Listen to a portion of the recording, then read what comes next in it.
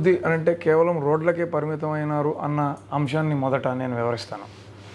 మీ కంటికి కనపడుతున్నటువంటివి రోడ్లే కాబట్టి దాని గురించి మాత్రమే ఎక్కువ శాతం మంది మాట్లాడుతున్నారు. అది లైవ్లో ఉంది, నిత్యం లైవ్లోనే ఉంటుంది. ఎందుకంటే ప్రతిరోజు రోడ్ల మీద ప్రజలు తిరుగుతుంటారు కాబట్టి, రోడ్ల వల్ల కలిగినటువంటి లాభాలను మాట్లాడుతూ ఉంటారు కాబట్టి, రోడ్లు మాత్రమే వేశారన్నటువంటి వాదన తెరపైకి ప్రతిపక్షాలు తెస్తున్నాయి.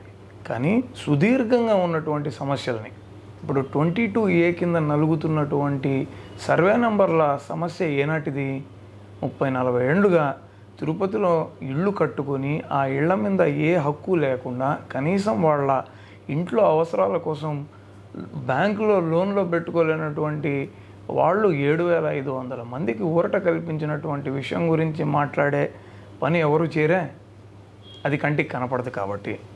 75 ఏళ్లగా అపరిష్కృతంగా ఉన్నటువంటి సెట్టిపల్లిలో నివసిస్తున్నటువంటి రైతులకు కానీ, అక్కడ ప్లాట్లు పొందినటువంటి చిన్న చిత్తగా వాళ్లకు ఈరోజు ప్రొసీడింగ్స్ ఇచ్చినటువంటి విషయం రోజు లైవ్లో ఉండదు కాబట్టి దాని గురించి మాట్లాడే ప్రయత్నం ఎవరు చేయరు.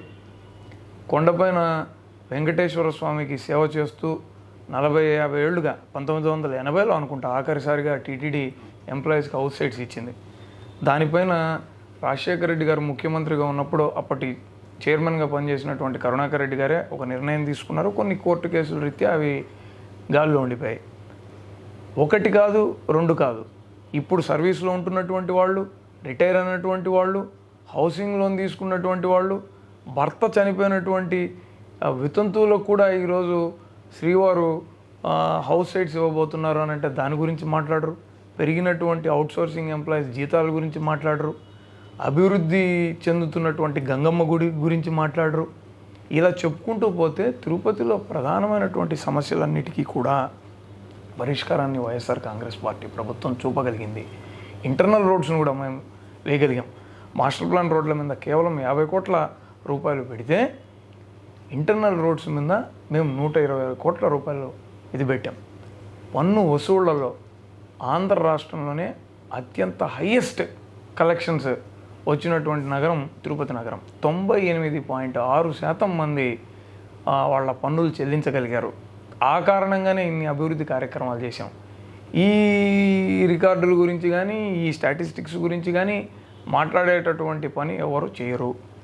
కాబట్టి 2 అట్లా కంటికి కనపడే అభివృద్ధి, కంటికి కనపడని అభివృద్ధి కూడా తిరుపతిలో జరిగిందని నేను చెప్పడానికి ఏమాత్రం వెనుకాడడం లేదు. ఇక కేవలం నాయకుల స్థలాలను రేట్లు పెంచుకోవడం కోసం రోడ్లు వేశారన్న ఆరోపణ నా మీద పార్టీలో చాలామంది గుర్రుగా ఉన్నారు. దానికి కారణం ఇన్ని మాస్టర్ ప్లాన్ రోడ్లు వేస్తూ కాన్ఫిడెన్షియల్గా ఉంచి 1.5 సంవత్సరం పాటు ఉన్నట్టుగా దీన్ని అనౌన్స్ చేయడంతో మేము ఎవరం కూడా భూములు కొనుక్కోలేకపోయినామని.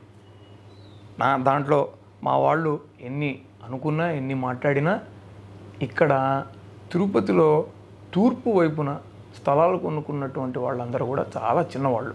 ఎప్పుడో జనచైతన్య లేఅవుట్లలో 40 అంకణాలు 30 అంకణాలు కొన్నటువంటి సన్నకారు మధ్యతరగతి ప్రజలు ఎక్కువ శాతం మంది ఉన్నారు. వాళ్లకు మేలు చేయాలన్న ఉద్దేశంతోనే ఈ రోడ్ల నిర్మాణం చేపట్టడం జరిగింది. వీళ్ళు అన్నట్టుగా మా నాయకులకు ఆస్తులు ఉన్నట్టుగా ప్రూవ్ చేయగలిగితే నేను బహిరంగంగా క్షమాపణ చెప్తాను.